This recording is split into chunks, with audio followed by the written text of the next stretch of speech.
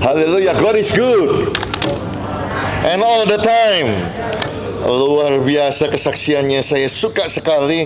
Nanti Indra ya, selesai ibadah ini ketemu sama saya sebentar. Saya suka mengumpulkan kesaksian, kalau tidak keberatan tak ceritakan di Australia ya. Wah, ini luar biasa. Saya kasih tepuk tangan sekali lagi untuk kemuliaan Tuhan kita. Luar biasa, God is good.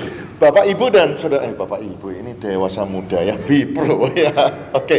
Bipro, berapa banyak saudara percaya bahwa Alkitab berkata bahwa kamu itu adalah bangsa yang terpilih. Kamu adalah imam-imam yang rajani. Kamu itu royal, kamu itu bangsawan, kamu itu priesthood, kamu itu imam. Kamu adalah bangsa yang kudus, kamu adalah bangsa yang dipilih untuk memberitakan perbuatan-perbuatan yang besar dari Dia. Dengan kata lain, Tuhan mau berkata kepada saudara dan saya bahwa kita ini adalah duta besar kerajaan surga. Berapa yang percaya?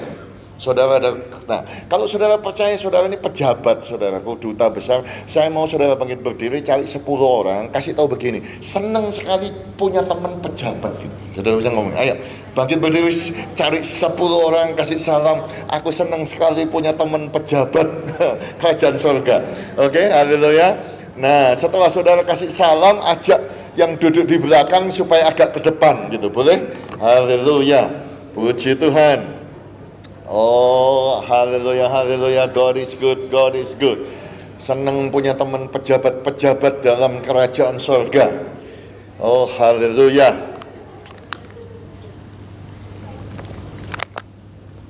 Oh, haleluya. Saudara masih suka duduk di belakang, please dong yang di belakang agak maju supaya kita bisa berinteraksi lebih dekat gitu ya. Boleh? Haleluya. Yang sembunyi-sembunyi di belakang, amin. Haleluya. Nah, saudaraku senang sekali ada di Bipro, karena di Bipro ini saya selalu dikasih tema, saudaraku, bahwa di bulan ini kita temanya adalah impacting, ya, bagaimana kita menjadi orang yang memberikan dampak, memberikan impact, memberikan satu pengaruh, memberikan satu influence kepada orang-orang di sekitar kita. Ini luar biasa, karena saudara dalam bulan ini diajarin bahwa engkau adalah garam dunia yang akan mengasinkan dunia ini. Tetapi ada satu peringatan, kalau garam itu yang harusnya mengasinkan tidak asin, wah sudah nggak bisa ditolong lagi. Tetapi engkau adalah terang dunia, engkau adalah garam dunia, ya. Jadi tema saya di minggu yang keempat daripada bulan impacting ini, bagaimana kita menjadi teladan, bagaimana kita menjadi duta besar, bagaimana kita menjadi influencer begitu untuk sekeliling kita. Nah, saudara-saudara, kalau bicara influencer, banyak orang kepengen jadi influencer ya di sosial media. Oh, bangga pengikutnya 100.000.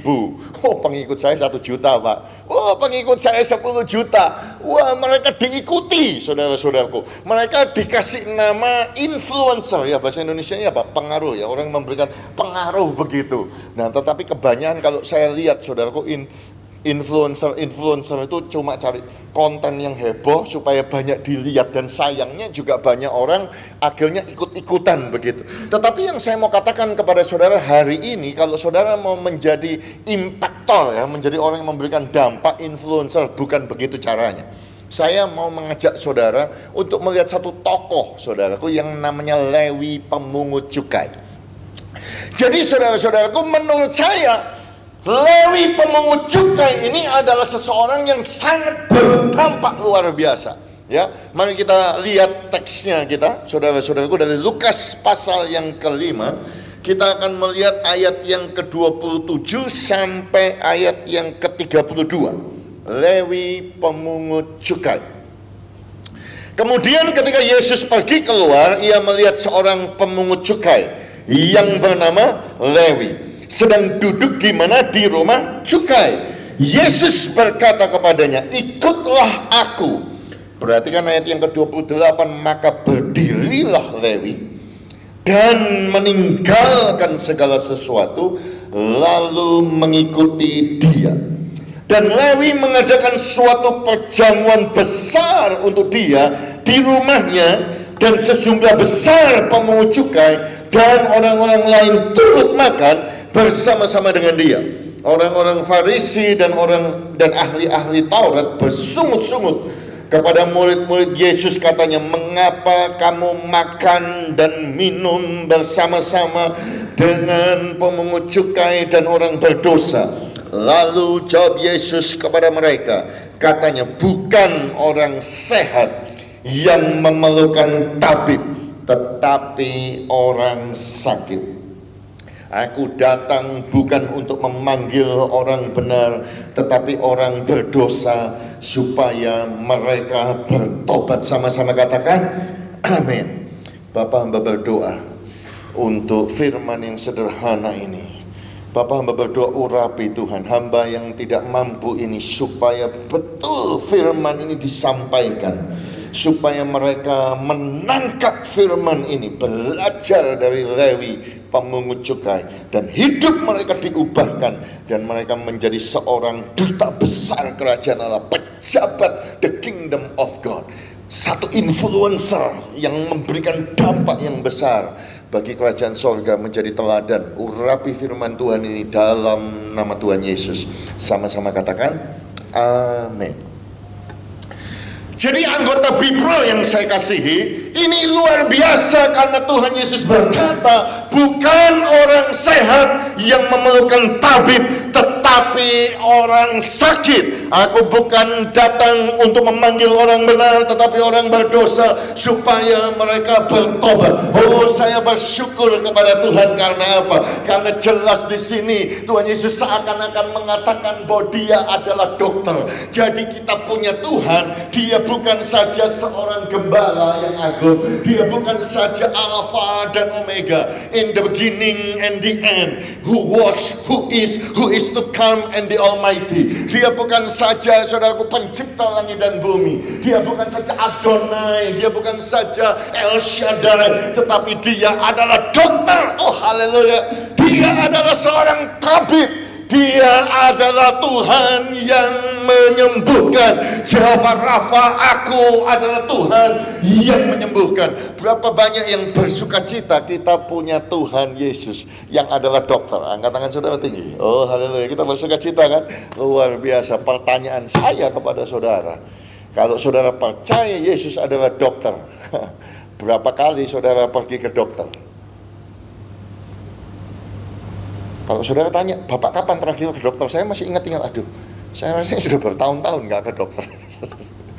Baru minggu kemarin bawa anak saya, saudaraku yang sakit, baru bawa ke dokter, saudara. Nah, ini adalah persoalan. Jadi kalau saudara berkata Yesus adalah dokter, persoalannya adalah poin saya yang pertama, hanya orang sakit yang memerlukan tabib. Hanya orang yang sakit yang merasa perlu mencari dokter. Dan banyak dari antara kita merasa, oh aku nggak perlu dokter kok, aku sehat kok.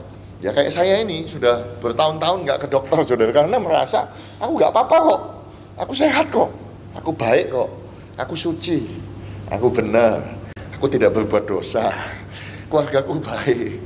Jadi saudara-saudaraku, saya bukan mengajarkan saudara itu, oh berarti kita tidak boleh mengaku kita ini kita ini semuanya baik. Loh, itu bagus saudara. Tetapi saya juga mau mengatakan kepada saudara bahwa kalau kita itu merasa kita itu benar, merasa kita itu tidak perlu Tuhan, justru itu persoalannya, maka kita tidak akan datang kepada Tuhan. Itu sebabnya saudaraku, di situ ada satu kelompok namanya orang Farisi.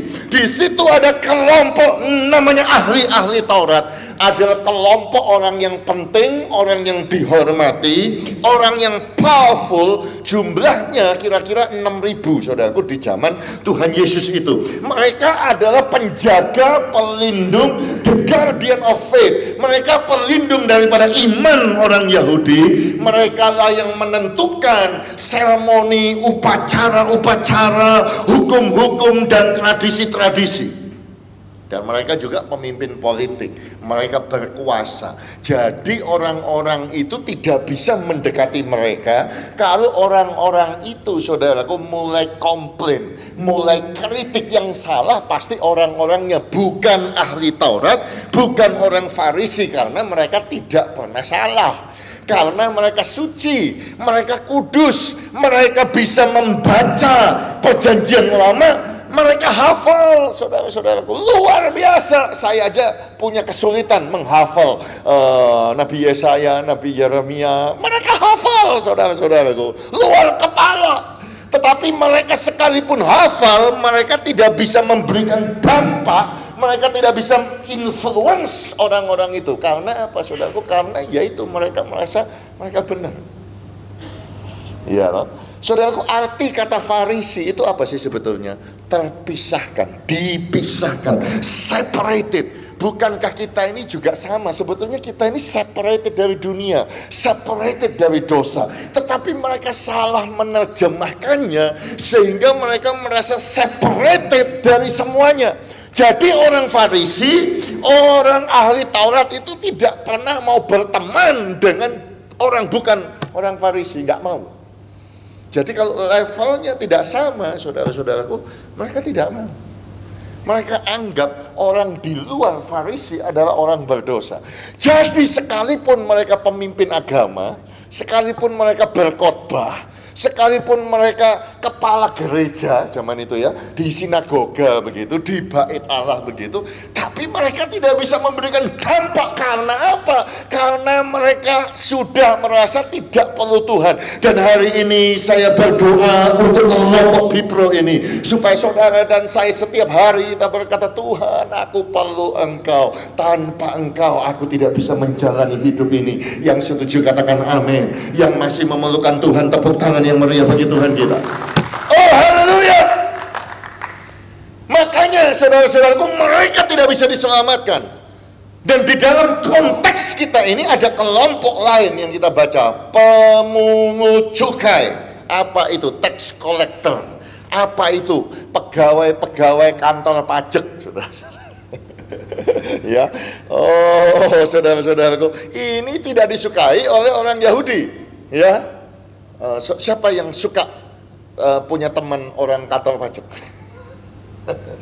Saudara-saudaraku, beberapa minggu yang lalu saya pelayanan ke Batam, ya, dan mission trip 8 orang, salah satu adalah tax collector, pemungut cukai, ya, kepala di mana, di kepulauan sana. Saudara, kita sering guyonan. Karena apa?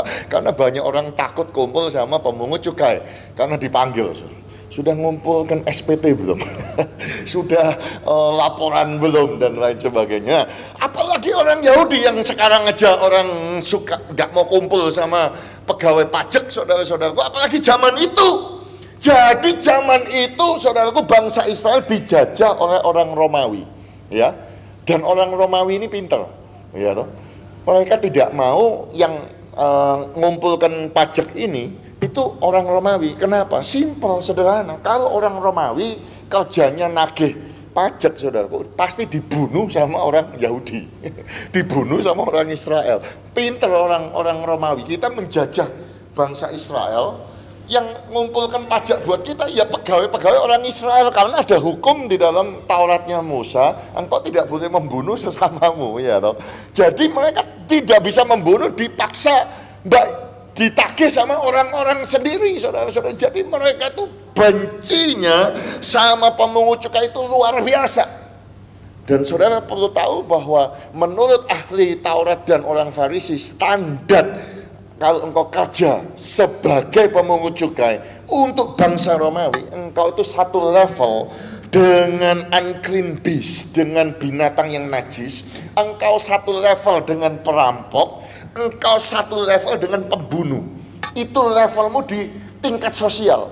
Pelacur lebih tinggi tingkatnya daripada pemungut cukai. Oh, mereka sangat tidak suka, saudaraku, karena ditekan, karena harus bayar, saudara-saudaraku, ya. Apa namanya, bea itu loh, pajak. Kan ada pajak properti, ya, atau pajak ganti nama, yaitu pajak penghasilan. Tetapi persoalannya kemungkinan besar pemungut cukai ini adalah pada saat itu mereka mengawasi perdagangan. Setiap kali ada perdagangan, kamu harus setor yang namanya PPN begitu. Kalau di Australia itu Goods and Services Tax, GST, itu 10% kalau di Australia, saudara-saudara. Saya nggak tahu kalau zaman itu. Nah, Jadi kadang-kadang mereka itu dipaksa bayar lebih. Makanya kalau saudara lihat, saudaraku, ceritanya pemungut cukai itu dibenci karena banyak yang tidak jujur, banyak yang memperkaya diri. Saudara ingat pada waktu Yohanes Pembaptis keluar di Sungai Yordan, kan Yohanes Pembaptis waktu baptis kan tidak semua tidak semua orang yang suci-suci yang baik-baik, saudara. Datanglah pemungut cukai untuk dibaptis, dan mereka bertanya kepada Yohanes Pembaptis, "Guru, apa yang harus kami perbuat?" Jawab Yohanes Pembaptis kepada mereka, "Jangan menagih lebih banyak daripada yang telah ditentukan bagimu." Kenapa Yohanes Pembaptis ngomong kepada orang-orang pemungut cukai jangan nagih banyak? Karena kebanyakan begitu, kebanyakan tidak jujur, kira-kira begitu, kebanyakan suka peras. Iya toh? Makanya saudara ingat pemungut cukai yang lain namanya siapa? Sakeus. Ingat Sakeus, saudara? Sakeus waktu tuannya orang pendek itu, saudara-saudaraku. Dan kemudian Tuhan Yesus datang ke rumahnya, kemudian makan bersama dengan dia, ya. Dan kemudian dia bertobat, saudara-saudara. Dan kemudian dia ngomong guru kepada Tuhan Yesus. Dia bukan ngomong guru, saudara, Tuhan, karena dia punya understanding Yesus itu bukan guru tetapi Tuhan. Tuhan, setengah dari milikku akan kuberikan kepada orang miskin. Dan sekiranya ada sesuatu yang kuperas dari seseorang, akan kukembalikan 4 kali lipat. Kenapa Sakeus ngomong begitu? Karena dia suka meres dulu. Jadi dia tahu banyak yang dia peras dia kembalikan 4 kali. Separuh hartanya dia kasihkan orang miskin. Artinya kaya pemungut cukai. Ya, saya masih kasih introduction kepada saudara. Sekarang saya masuk ke Lewi. Ini Lewi. Jadi Tuhan Yesus datang, waktu dia berjalan, dia melihat ada seorang namanya Lewi, pemungut cukai, yang duduk di rumah cukai. Lagi kerja dia, saudara-saudara. Namanya saja Lewi. Wow, bukankah Lewi itu satu suku yang dikhususkan oleh Tuhan? Bukankah Lewi itu adalah suku yang melayani Tuhan? Mereka tidak boleh kerja, saudara-saudaraku. Mereka melayani di bait Tuhan, saudara-saudaraku. Mereka hidup dari pelayanan. Mereka disebut Lewi karena apa? Mereka yang menjadi jembatan antara manusia dengan Tuhan. Jadi papa mamanya itu waktu kasih nama anaknya Lewi, tujuannya apa? Supaya nak kamu ini nanti kalau besar kamu menjadi jembatan antara manusia dengan Tuhan. Tetapi somehow ketika Lewi sudah mulai dewasa, dia bukan jadi jembatan Tuhan sama manusia, dia jadi jembatannya bangsa Romawi sama orang Israel, saudara-saudara. Saya tidak tahu kenapa, saudara-saudaraku, Lewi bisa begitu. Tetapi saudara-saudaraku, ada sesuatu yang luar biasa. Tuhan Yesus datang dan Tuhan Yesus panggil Lewi pemungut cukai, ikutlah aku. Saudara-saudaraku, Lewi meninggalkan segala sesuatu, berdiri, ikut Yesus. Wow, suatu keputusan yang dahsyat, saudara-saudaraku. Kalau saudara tanya sama saya, Pak, kenapa kok Lewi ikut Tuhan Yesus? Ya, saya pernah punya khotbah tentang follow me. Kenapa rasul-rasul itu Petrus meninggalkan kapalnya ikut Yesus? Saya punya cerita alasan yang lain. Tetapi kalau saya mau bicara yang ini, saya mau berkata begini sama saudara. Kalau saudara mau jadi orang yang memberikan dampak, kalau saudara mau jadi teladan, saudara mau jadi duta besar, sadarlah bahwa engkau itu perlu Tuhan. Simple, saudara-saudara. Karena apa? Only those who can be saved are those who realize that they are lost. Orang yang bisa diselamatkan itu orang yang sadar kalau mereka itu terhilang. Orang yang bisa mengalami kesembuhan adalah orang yang sadar kalau dia itu sakit. Karena orang kalau dia tidak sadar dia butuh Tuhan, butuh dokter, dia tidak akan ke dokter itu. Jadi saudara-saudaraku, saudara lihat ini Lewi. Kaya enggak? Kaya. Punya uang? Punya. Punya pekerjaan? Punya karir? Punya. Saudara-saudara, sehat? Sehat. Sakit? Enggak. Saudara-saudara, dan terus kok ikut Yesus? Berarti Lewi di dalam dirinya, dia sadar ada yang kurang. Dia sadar dia butuh dokter. Dia sadar secara fisik dia sehat, secara rohani dia sakit. Secara fisik dia punya, secara rohani dia tidak punya. Secara uang dia kaya, tetapi secara rohani miskin. Makanya dia butuh Tuhan, saudara-saudara. Makanya saya mau berkata kepada saudara, kalau saudara mau menjadi duta besar kerajaan surga, hanya orang-orang yang berkata, Tuhan tolong, aku perlu Tuhan, aku ini butuh rohmu yang kudus dituntun. Berapa banyak yang mau berkata yang sama, aku perlu Tuhan. Angkat tangan saudara tinggi, taruh tangan saudara di dada sambil berkata, aku perlu Tuhan. Katakan amin. Ayo tepuk tangan yang meriah bagi Tuhan kita. Haleluya. Poin saya yang kedua, saudaraku, kenapa pemungut cukai Lewi mengikuti Tuhan? Dikatakan berdirilah Lewi, meninggalkan segala sesuatu, lalu mengikuti dia. Saya mau menekankan kepada saudara, kalau saudara mau menjadi seseorang yang bisa memberikan dampak, poin kedua adalah segenap hati mengikuti Yesus.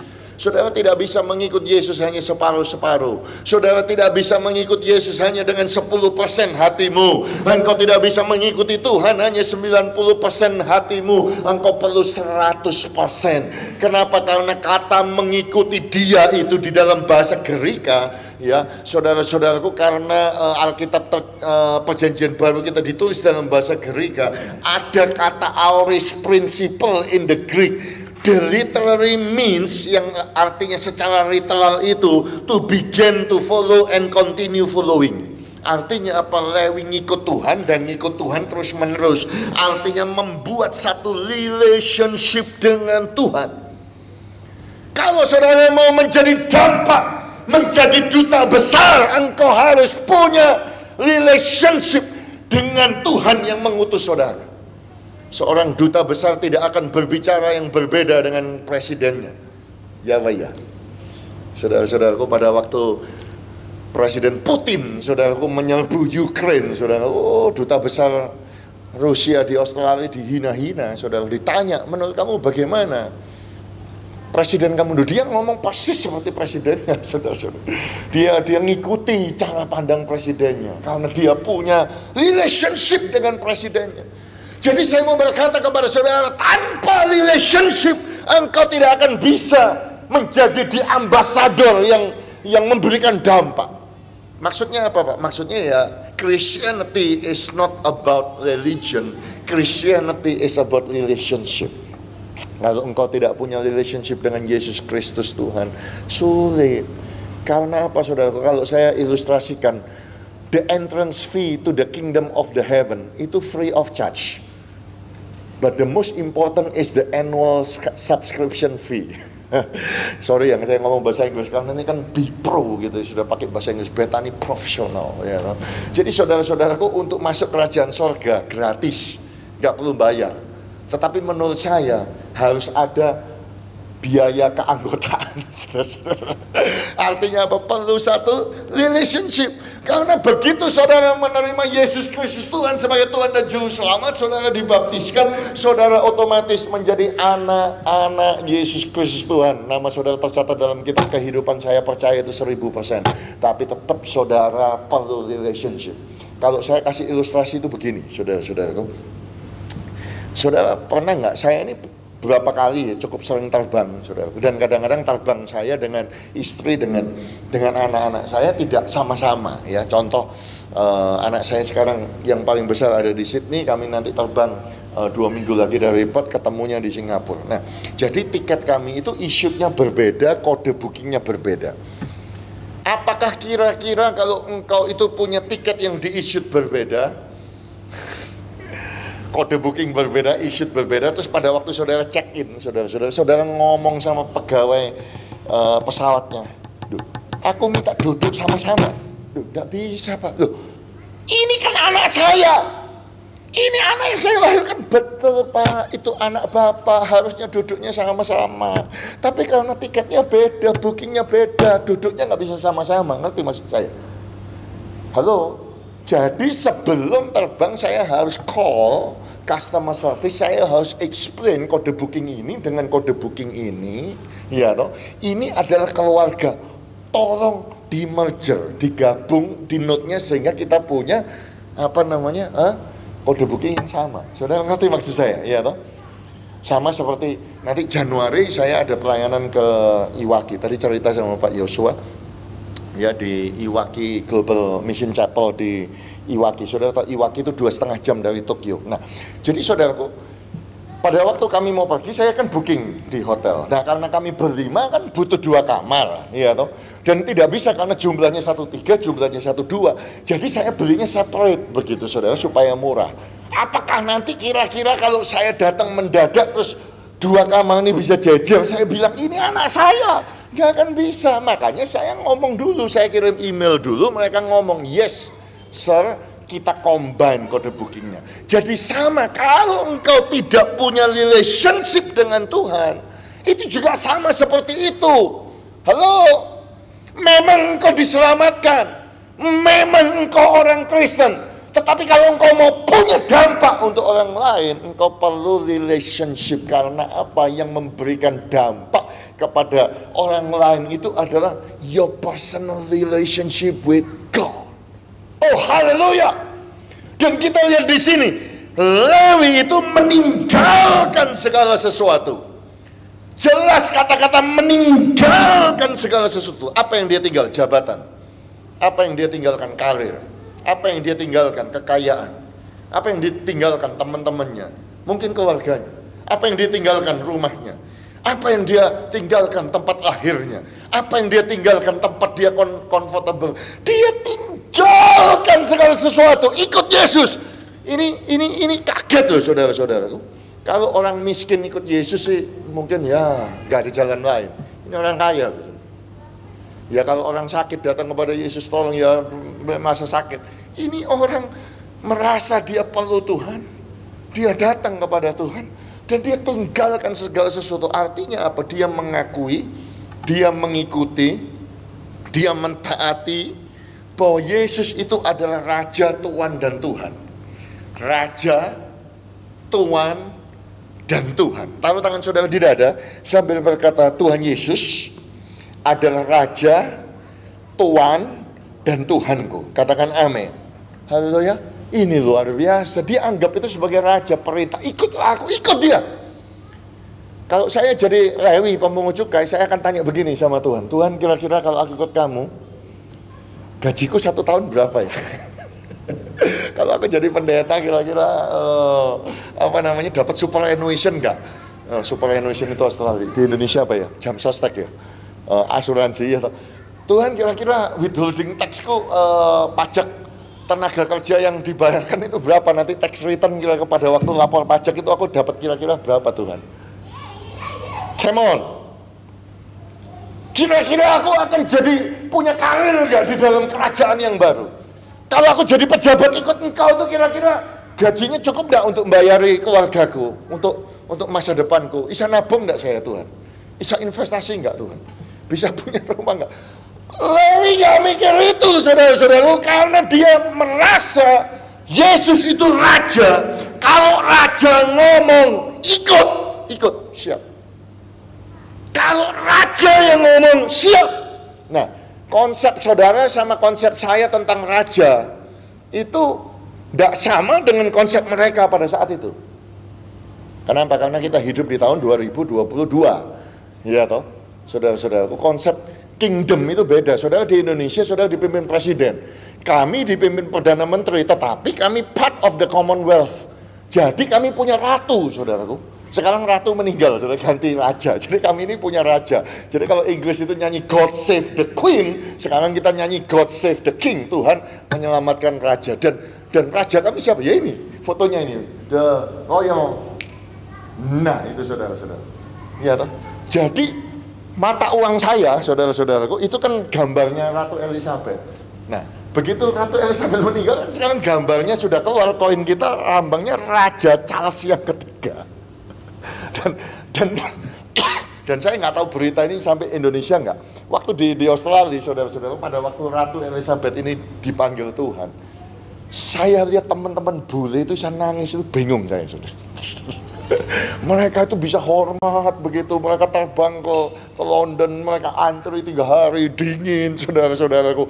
Oh, pay the respect for the queen, ya toh, bawa bunga. Wah, heboh, saudara-saudara. Funeral service-nya ratu tuh heboh. Karena apa? Karena semua orang tuh hormat sama mereka. Saya itu bingung, saudara-saudara. Karena apa ya? Karena mungkin karena saya masih merasa orang Indonesia, yang masih paspor Indonesia. Jadi saya tidak tahu dampak, saudara-saudara. Iya toh.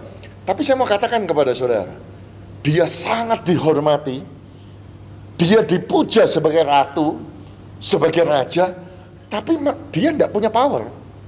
Dia nggak bisa bikin hukum. Karena orang-orang cuma bilang begini, iya kamu jadi rajaku. Iya toh, yang memang mata uangnya cuma gambar kamu, tapi coba simbol, coba lambang. Kalau bikin hukum, sorry, nggak bisa ikut kamu, kita vote. Kita coblos, ya toh. Kita menentukan parlemen. Kita ini parliamentarian, ada lower house, ada upper house. Kita menentukan perdana menteri, kita menentukan hidup kita sendiri. Jadi, saudara-saudaraku, mereka cuma lambang. Dan saya khawatir kalau banyak orang Kristen juga begitu. Yes, Yesus, Engkau Tuhan kami, Engkau Raja kami, aku hormat. Aku ke gereja, aku angkat tangan, aku menyembah Tuhan, oh hormat. Yesus adalah Tuhanku, Yesus adalah Raja. Cuma ngomong tok, saudara-saudara. Tapi hukumnya, Yesus tidak bisa bikin hukum atas hidup kita. Alkitab kita tidak percaya lagi, oh gak bisa. Aku mau hidup sendiri. Enak aja Tuhan. Apa yang dipersatukan Tuhan tidak boleh diceraikan oleh manusia. Iya toh. Oh, itu kan hukum lama, itu raja lama. Sekarang aku nentukan boleh. Oh, di Alkitab kan ada yang namanya kecuali karena zina. Oh, boleh Pak. Oh, enggak apa-apa Pak. Iya toh. LGBTQI plus 2S. Boleh Pak. Iya. Tapi Tuhannya Yesus. Agamanya Kristen. Anak Tuhan ke gereja. Tapi saudara-saudaraku, mereka tidak mengikuti hukum daripada Alkitab itu lagi. Saudara ngerti maksud saya? Kalau saudara mau jadi duta besar, percaya kepada firman Tuhan ini. Buku yang kita baca ini adalah standar kita, saudaraku, dan kita ikuti. That's it, saudara-saudara. Ya, jangan kasih diskon. Seks di luar pernikahan dosa. Oh, seks di luar pernikahanmu sebelum pernikahan dosa. Seks dengan sesama jenis dosa. Seks dengan binatang, apalagi saudara, seks dengan anak kecil, come on. Oh, saya bukannya marah-marah saudara-saudaraku, tetapi saudaraku, orang yang melakukan semuanya itu saudaraku, mereka menganggap mereka punya raja namanya Yesus Kristus Tuhan. Mereka tetap ke gereja, tapi hidup mereka tidak ngikuti hukum, karena ya kayak UK Royal Family ini. Jadi saya mengkhawatirkan banyak anak-anak Tuhan itu mulai mendiskon firman Tuhan. Ya, sekarang ini lagi diskon besar-besaran di Australia. Saudaraku, saya kemarin sebelum terbang itu cepat-cepat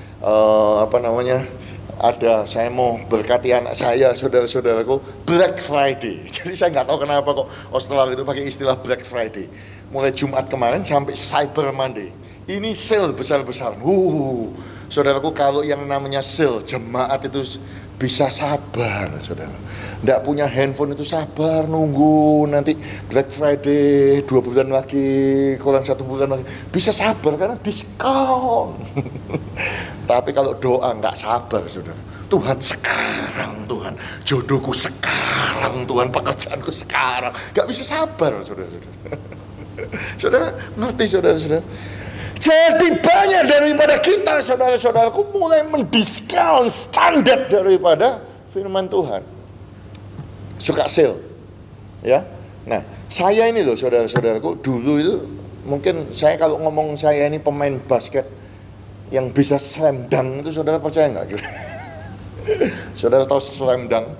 Naik main basket loncat, langsung ring basketnya, begitu saudara. Nggak percaya tuh. Dulu waktu muda, saudara-saudara, ya toh. Duh Pak bisa? Oh bisa, saya bilang. Duh kenapa kok bisa? Gimana caranya? Gampang. Saudara tahu ring basket itu kan tinggi loh. Tak turun tinggal separuh. Langsung bisa slam dunk.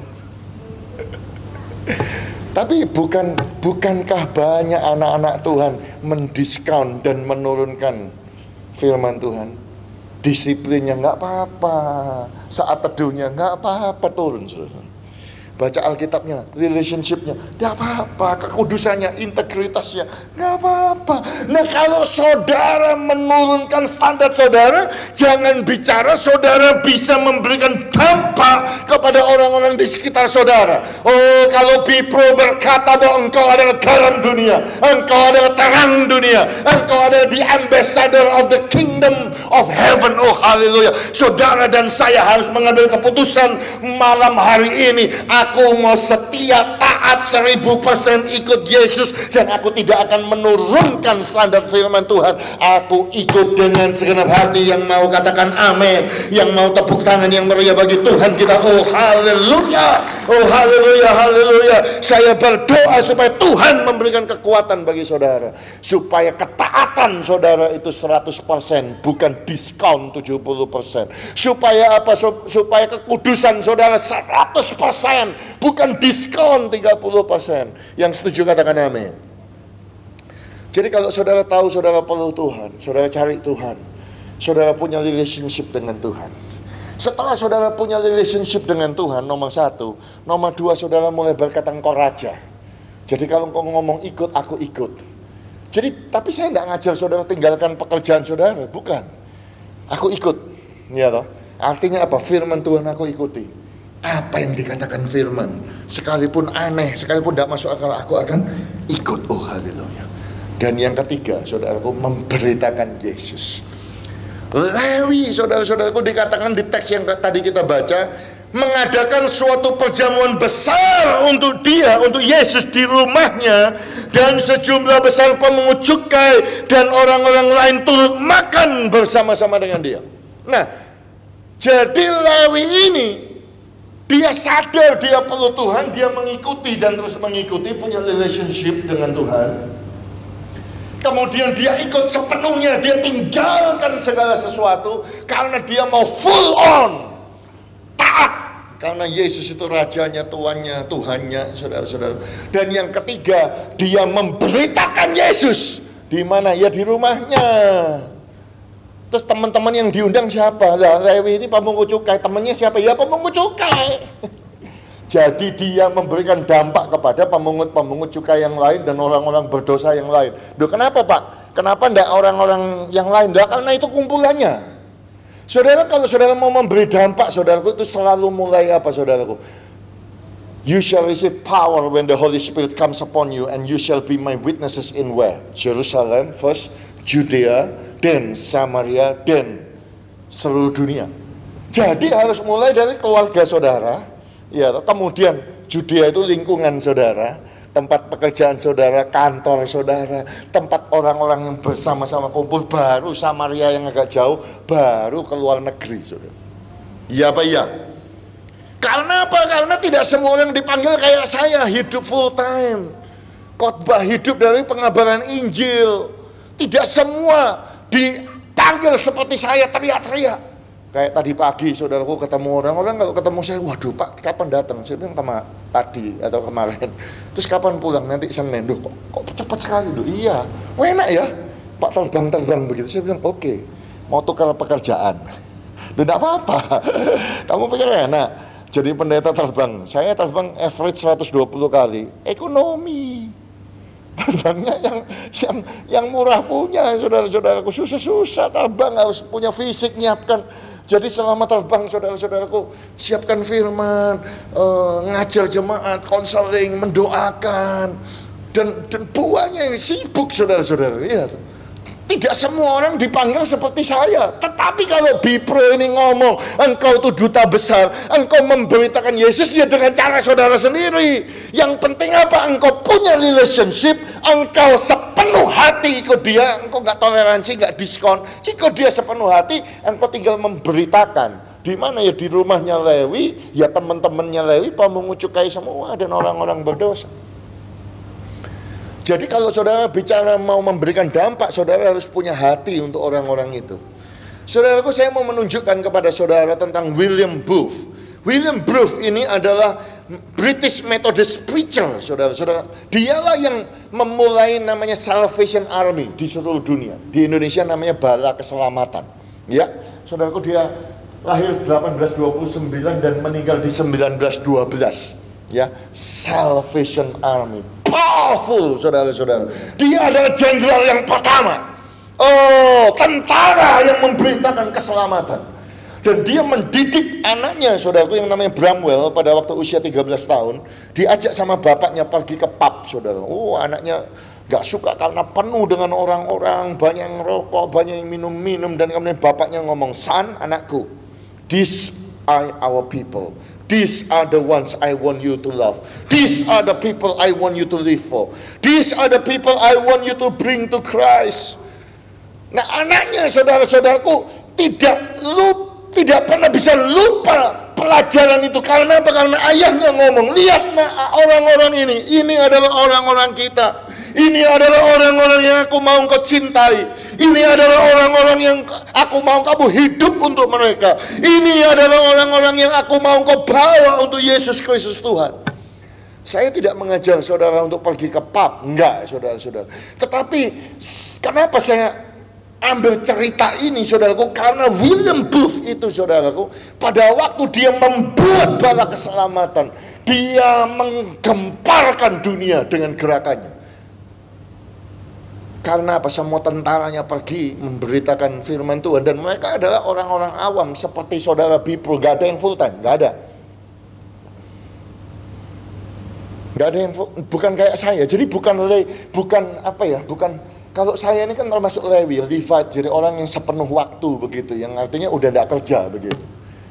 Tapi Bala Keselamatan itu orang-orang yang betul-betul mengabarkan Injil, memberitakan Tuhan, dan mereka itu tahu mereka butuh Tuhan, mereka punya relationship dengan Tuhan, mereka ikut Tuhan itu radikal, mereka tidak diskon firman Tuhan, tidak menurunkan standar, dan mereka cinta kepada orang-orang itu, gerakannya luar biasa.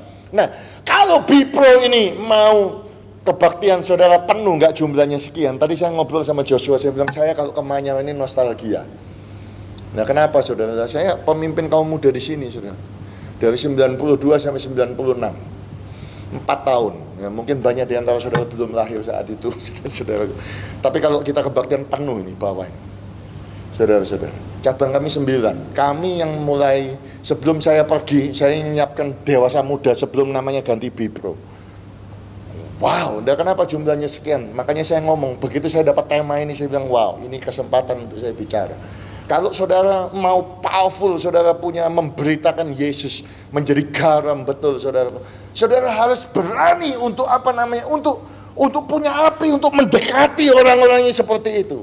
Saudara lihat ya, Tuhan Yesus itu, ada seorang yang mencatat pertemuan Tuhan Yesus dengan percakapannya, dengan pelayanannya, saudaraku, di seluruh kitab Injil, dari Matius sampai Yohanes, saudaraku, itu 132 kontak yang Tuhan Yesus lakukan. 6 itu terjadi di Bait Allah, 4 terjadi di sinagoga, 122 kali terjadi bukan di sinagoga, bukan di Bait Allah, tetapi di tempat perkawinan. Di mana saudara? Di jalan, tepi danau Galilea, tempat orang nangkep ikan. Halo? Dan kalau Tuhan Yesus saja, saudaraku, 122 kali bukan di Bait Allah, artinya apa? Bipro, dengar. Penting kau memenangkan jiwa di Betani Manyar, betul. Tetapi saudara perlu untuk keluar. Jadi dampak, ya di mana? Di lingkungan saudara. Haleluya. Haleluya. Nah, saudara tahu yang namanya movie trailer enggak? Ya.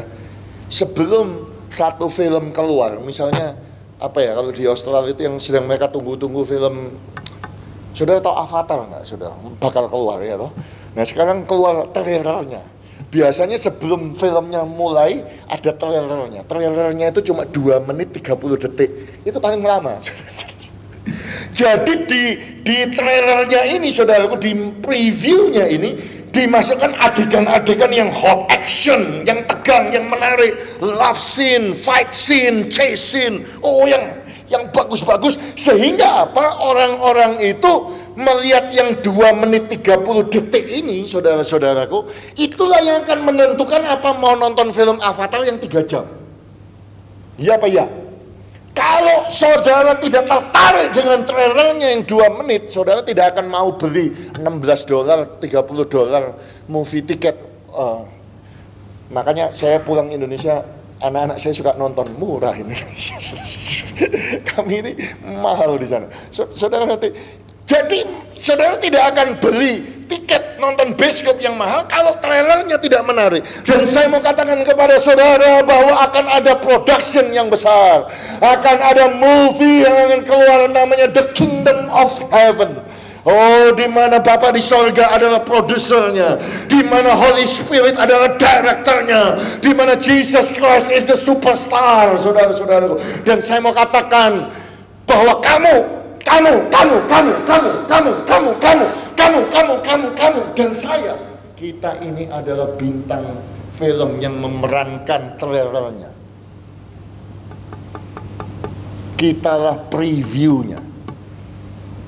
Dan kalau orang di sekitar saudara lihat saudara previewnya jelek, nggak akan mau masuk surga, nggak akan mau peluk Tuhan Yesus Kristus, nggak akan mau mengikuti teladan saudara. Lah ya apa dong teladan saudara? Saudara diskon firman Tuhan bukan 100% tapi 70%. Makanya relationship itu penting, makanya komitmen itu ikut Tuhan itu penting. Nah, saya mau tunjukkan, kasih saudara ilustrasi begini. Saudara, saya nggak tahu saudara sudah lahir atau belum, ya. Kalau saudara lihat foto ini adalah 9/11 attack, saudara. Itu terjadinya 11 September 2001, 21 tahun yang lalu.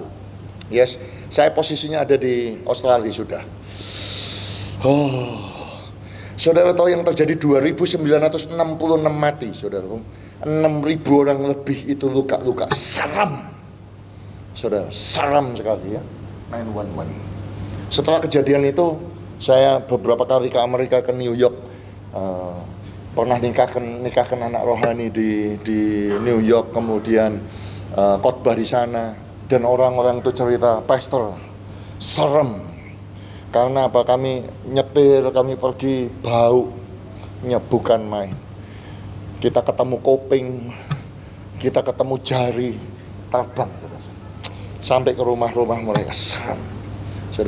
Saudara tahu gara-gara siapa? Cuma 19 orang. 19 orang bukan warga negara Amerika masuk ke Amerika. 19 orang ini radikal. Mereka percaya melakukannya dengan atas nama Tuhan yang salah. Saudaraku, membajak pesawat terbang, terjadi lain. Dan gara-gara 19 orang ini travel itu susah hari ini. Saya ingat dulu ya, sebelum 2001 terbang ke Amerika, terbang ke Singapura, terbang ke Australia enak, saudara-saudara. Setelah kejadian ini, waduh, hari-hari ini, saudara-saudara, di airport Australia kita harus datang lebih awal, kita diperiksa dan lain sebagainya. Kenapa? Karena 19 orang itu membuat standar penerbangan itu menjadi sangat ketat dan berubah. Dan saya mau berkata, kalau 19 orang itu bisa memberikan dampak bagaimana kita terbang, saudaraku, sampai hari ini seluruh dunia gara-gara 19 orang radikal yang mengatasnamakan Tuhan yang salah. Saya berdoa supaya jumlah saudara ini, Bipro ini, saudaraku, saudara menjadi setia mengikuti Tuhan 100%, dan saudara akan mengubahkan dunia ini, saudaraku, untuk Yesus Kristus Tuhan. Yang percaya katakan amin. Amin.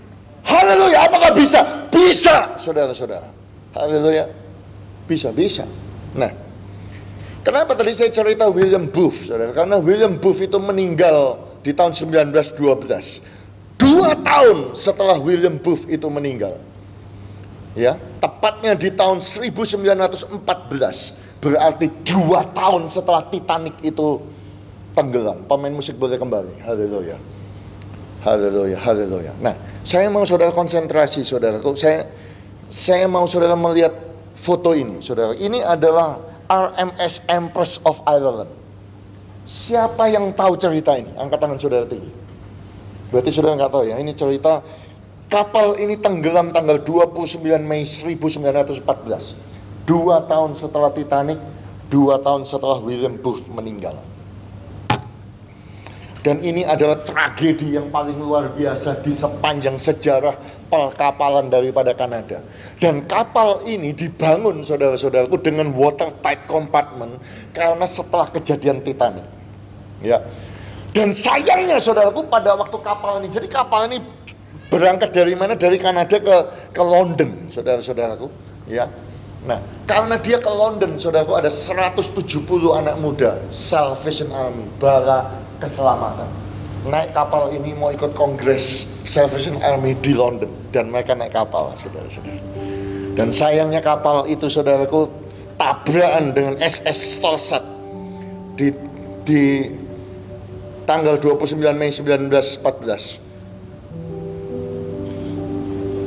dan tenggelam hanya dalam 14 menit. 14 menit. Kalau Titanic kan lama, kalau kapal ini 14 menit. Ada 1477 orang dalam kapal itu, 1012 mati. Tetapi saya mau katakan begini sama saudara. Kapal ini kapal mewah. Ada banyak orang kaya, pejabat, bermacam-macam orang. Karena itu alat transportasi mereka lintas benua, saudara-saudara. Dan ketika kapal ini tenggelam, saudara-saudara, orang bingung. Karena apa? Karena 170 anak muda Salvation Army itu mereka kan tidak punya uang, saudara-saudara. Mereka ada di bawah dan mereka yang terdekat dengan life jacket. Dan tidak ada satupun dari 170 orang itu hidup, saudara. Dan semuanya mati. Dan orang itu bingung, kenapa kok anggota Salvation Army ini mati semuanya? Padahal mereka yang paling punya life jacket.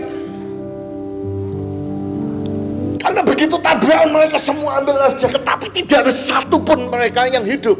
Padahal mereka yang punya banyak life jacket, pelampung itu ya, bahasa Indonesia. Kejadian ini jam 2 pagi.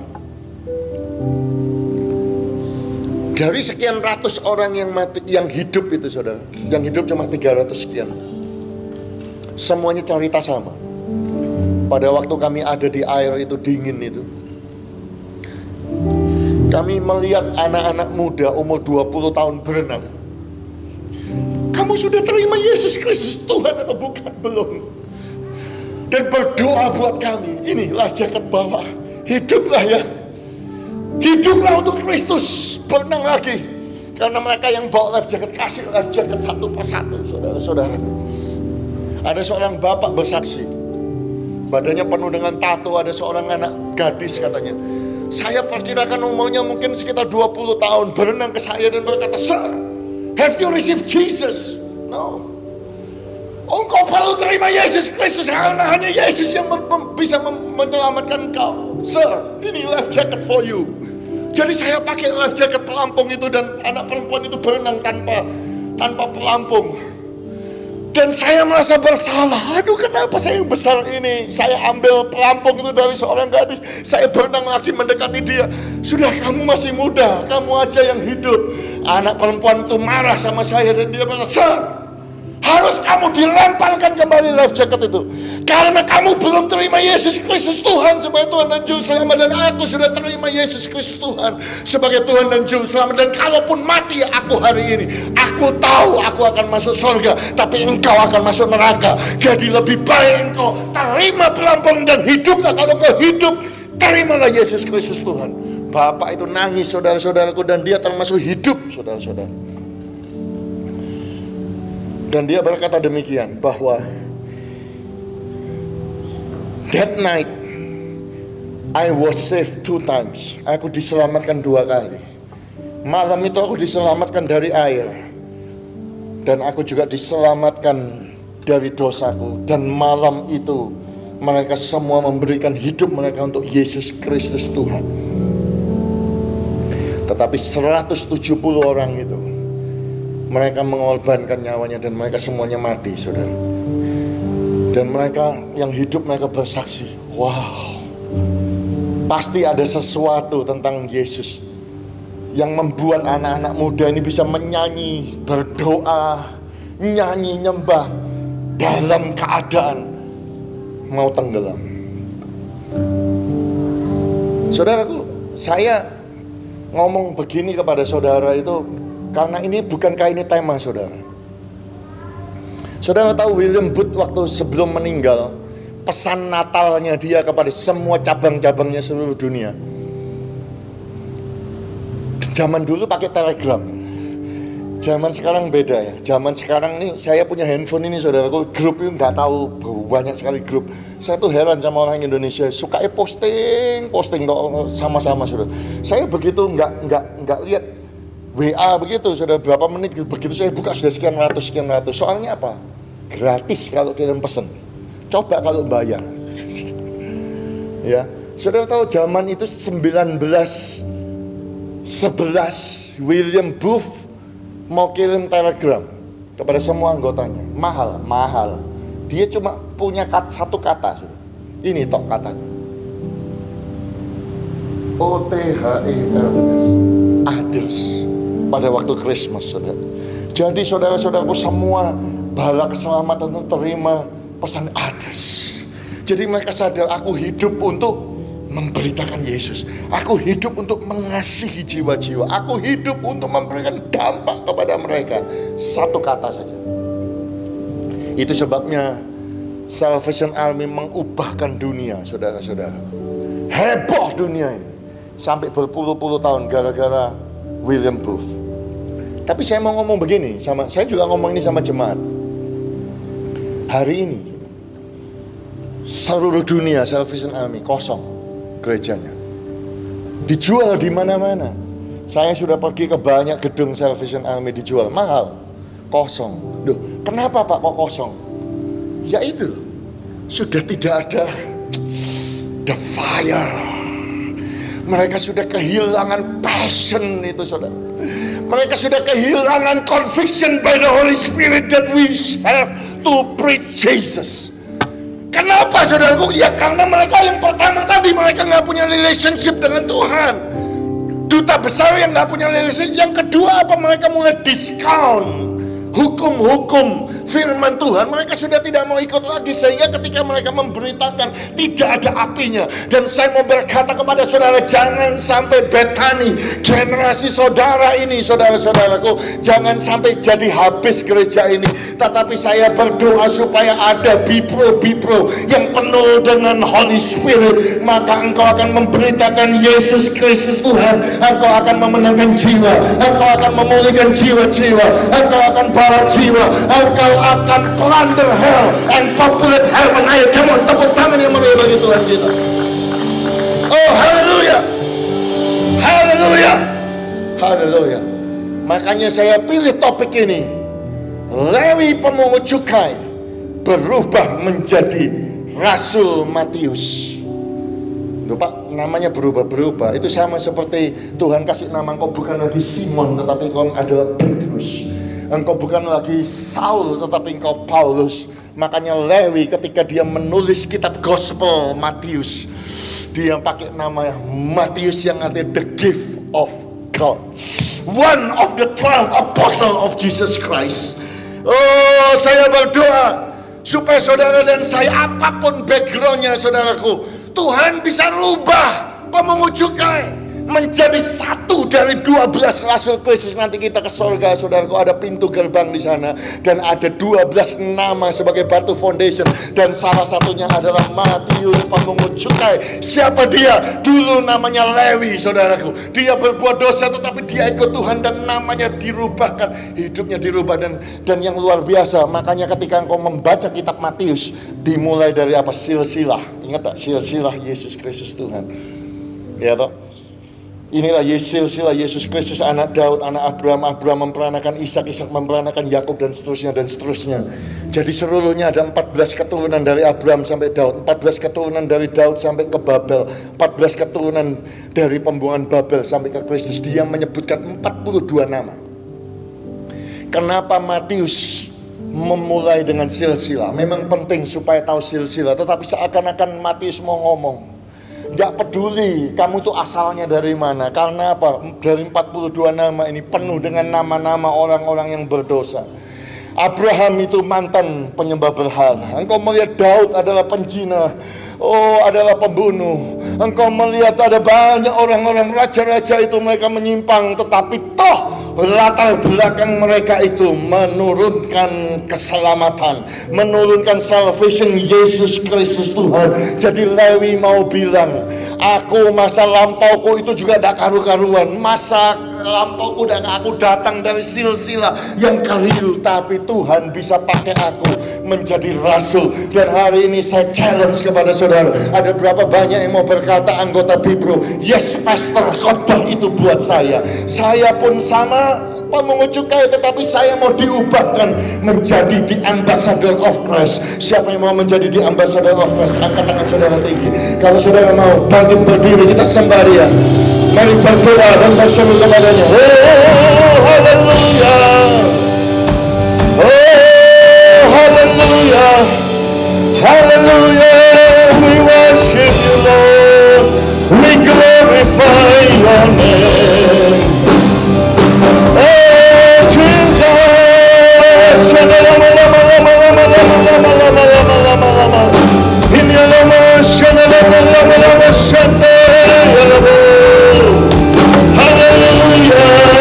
Jesus, sembah Tuhan, puji namanya, berikan syukur Jesus. Worthy is the Lamb.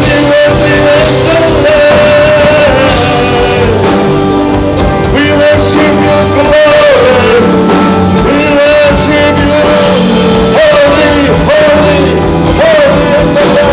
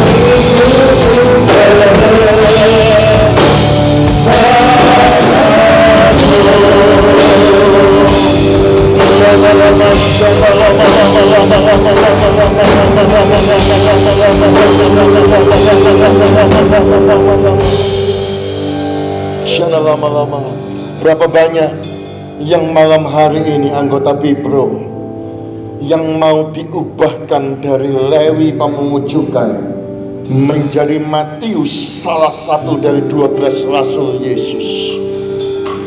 Berapa banyak yang mau dipakai seperti Lewi pemungut cukai, menjadi dampak sehingga dia menjadi seorang rasul, hidupnya diubahkan, dampak yang begitu besar untuk pemungut cukai yang lain. Jika saudara berkata khotbah ini buat saya, dan saudara berkata, Pak, saya perlu didoakan untuk menjadi duta besar kerajaan sorga, angkat tangan saudara tinggi, tinggi. Tuhan, kau melihat tangan-tangan yang diangkat, hamba berdoa, pakai mereka dahsyat Tuhan.